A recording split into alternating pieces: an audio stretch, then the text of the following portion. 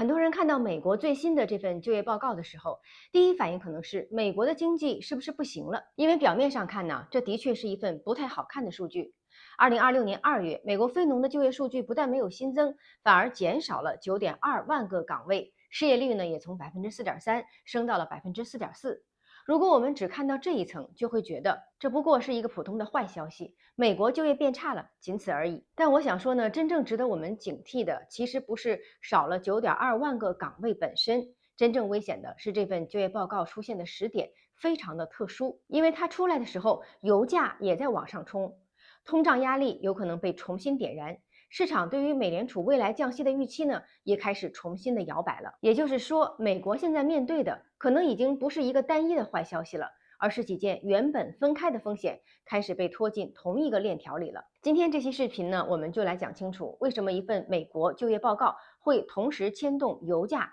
降息预期和全球资产。先说这份就业报告本身啊，美国2月份非农就业减少了9.2万个岗位，失业率升到了4.4%，这意味着什么呢？它意味着美国劳动力市场至少已经不再是此前那种虽然放缓但还是算稳的状态了，而是出现了更明确的边际转弱。很多人看就业数据呢，习惯只盯着一个月的结果，但就业它从来不是一个月的数字游戏。它背后真正反映的是企业部门对未来的判断。企业今天招不招人，不是只看自己上个月赚了多少钱，更重要的是，它对未来半年、1年的订单、利润、融资环境和宏观环境是怎么判断的。所以，就业不是结果，就业其实更像是企业预期的一张投票。而现在这张票投得越来越谨慎了，很多观众会觉得少了9.2万个岗位，好像也没有夸张到哪里去。但是问题在于现在这不是一个孤立的事件了。过去一段时间，美国就业市场已经在逐步降温，新增就业的质量在下降，企业扩张的意愿也在减弱。我们不要把就业理解成一种今天还行，明天突然不行的那种剧烈的变化，它更多的时候是一个逐渐降温的过程。最开始可能是企业不敢像以前那样积极招聘，然后呢是岗位增长越来越弱，再往后才可能出现更大范围的裁员和失业率的上行。所以今天这份报告真正传递出来的信号，不是美国已经全面崩溃了，而是美国的企业部门对未来增长的信心正在变弱。而这一点比单纯一个月少了多少个岗位更值得我们警惕。你会发现在宏观世界里，很多真正危险的变化从来都不是以最激烈的形式先出现的，它往往先表现为犹豫，表现为拖延，表现为观望，表现为试探。企业先是不开新的岗位，再是冻结招聘，然后是延后投资，再是压缩预算，最后才可能走到更显性的大裁员的那一步。所以，比起已经发生的裁员，有时候更值得我们关注的，反而是企业已经不再愿意像过去那样继续招新人了，因为这意味着他对未来的态度变了。在这里，我还想提醒大家一个特别被误判的点。因为有些观众呢会去看美国的职场咨询机构 Challenger 的裁员报告，然后发现2月份美国企业公告裁员人数相比1月份其实还是下降了的，甚至比去年同期也有所回落。那表面上看好像情况没有那么糟，甚至好像是在微微的好转。可是如果我们只看到这一面，就很容易得出错误的结论，因为同一份报告当中还有另外一个更值得注意的数据，那就是企业招聘计划同比下降了56%。这说明什么？这说明美国企业并不是没有压力，而是在变得越来越谨慎。它不是还在大张旗鼓的扩张，只是暂时没有裁人，它更像是先停下来，先不招，先看看。那这背后呢，其实是一个很重要的逻辑。企业在面对不确定性的时候，第一步往往不是大规模的裁员，而是先冻结招聘，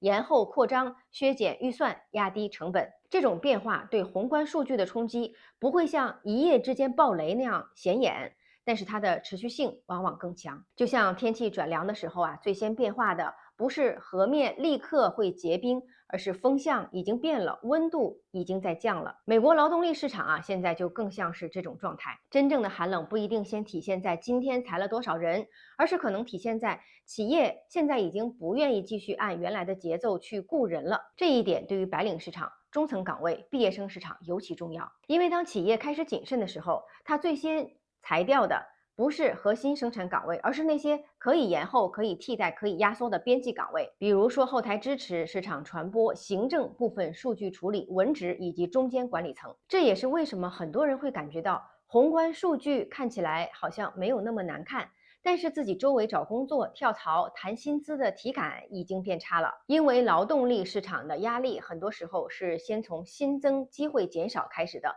而不是从所有人马上失业开始的。这里还有一个大家非常关心的话题，就是 AI。根据 Challenger 的报告，AI 在2026年2月被提及是大概10%的裁员的原因。在今年截至2月的累计裁员的原因当中，占比大约8%。这说明 AI 还不是压垮就业市场的唯一变量，但是它已经不再是一个边缘变量了。过去很多企业在增长好的时候，即使知道可以自动化，也未必着急用它们去替代人力。可是，一旦企业增长放缓，利润承压，那管理层呢开始就会要求降本增效，AI 和自动化就会更快的被推上桌面。所以你可以把它理解为 AI 本身不是风暴，但是在经济转弱的时候，它会变成企业压缩边际岗位的加速器，尤其会先冲击白领、后台、文职和中间层的岗位。所以，如果我们把这一段合在一起来看呢，美国劳动力市场真正的问题不是已经发生了多少裁员，而是企业已经在用更谨慎的方式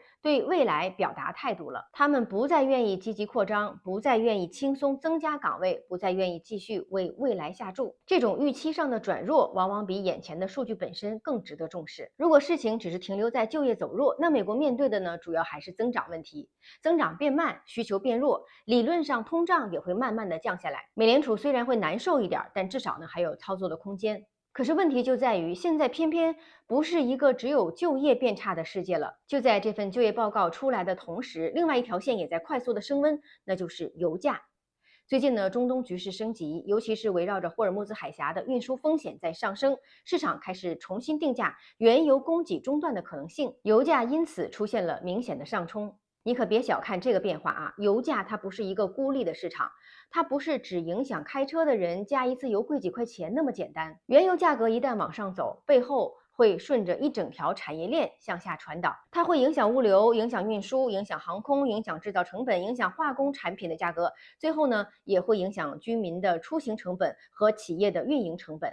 换句话说，油价一旦重新抬头了，那么通胀就不再只是一个需求冷下来以后会自然回落的问题了，它可能会被外部的供给冲击重新拖住。这也是为什么我说现在真正麻烦的地方啊，不是美国单独出现了就业转弱，而是就业转弱偏偏遇上了油价上冲。正常情况下呀，经济放缓应该是有利于通胀回落，因为大家消费没有那么强了，企业提价的能力也会下降。可是，如果这个时候能源的价格突然上来，那么就会把整个这个过程给打断。你本来以为热度在下降，结果呢，外部又添了一把火，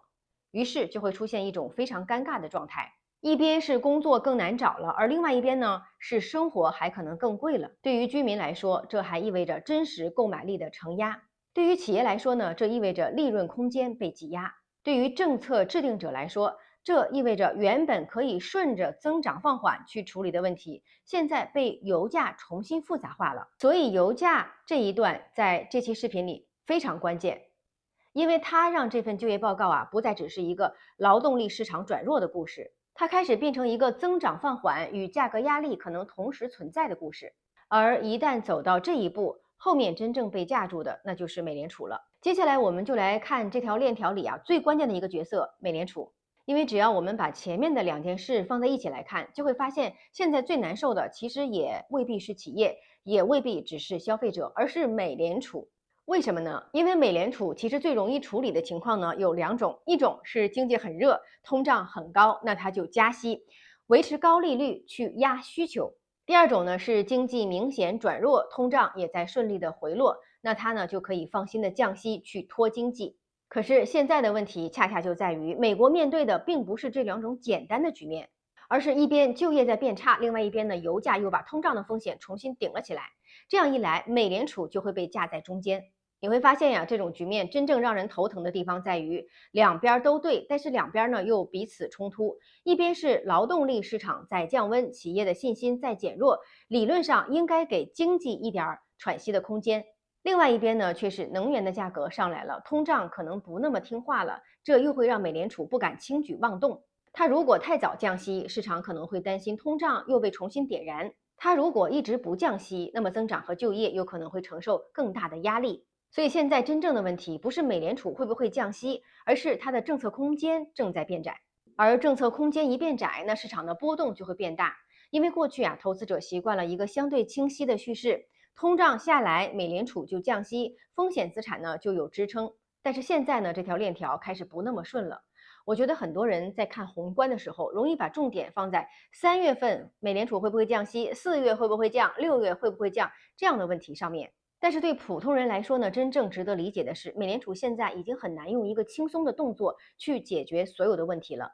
就业弱，它应该鸽派一点儿；油价和通胀有压力，它又不能太鸽。它既怕经济冷下去，也怕物价重新热起来。所以真正危险的不是它最后到底降不降息，而是它越来越难顺理成章的降息了。而一旦降息这件事情变得不那么顺理成章，那么市场对于未来的定价就会开始反复的摇摆。这也是为什么最近我们看到市场开始重新权衡降息的路径。宏观环境本身变得复杂了，过去那种靠着一个方向去理解市场的时代，可能已经成为过去。说到这里，很多人会想到一个词儿叫滞胀。这个词这些年经常被拿出来说，但是坦率的讲，不是每一次增长放缓都叫做滞胀，也不是每一次油价上涨都一定会把经济拖进那样的一个状态。可是为什么这一次市场会重新对这个词儿变得敏感呢？因为它最麻烦的地方就在于它不是一个单点问题，而是一个组合问题。